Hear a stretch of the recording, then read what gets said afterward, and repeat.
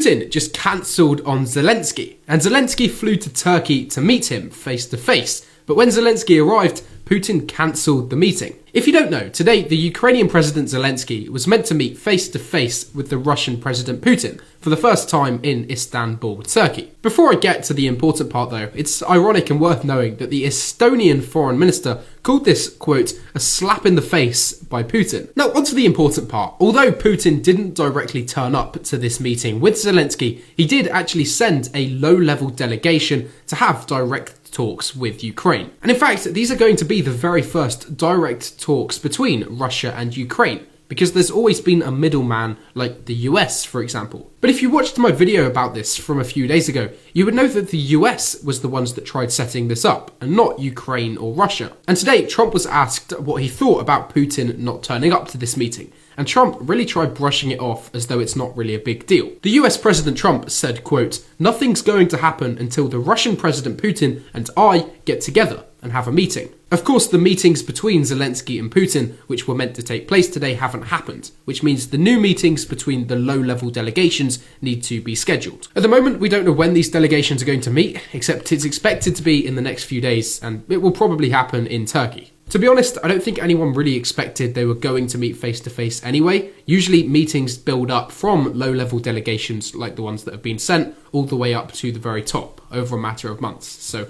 we'll see what happens with that. But as usual, you can leave me a follow for some more global news like this.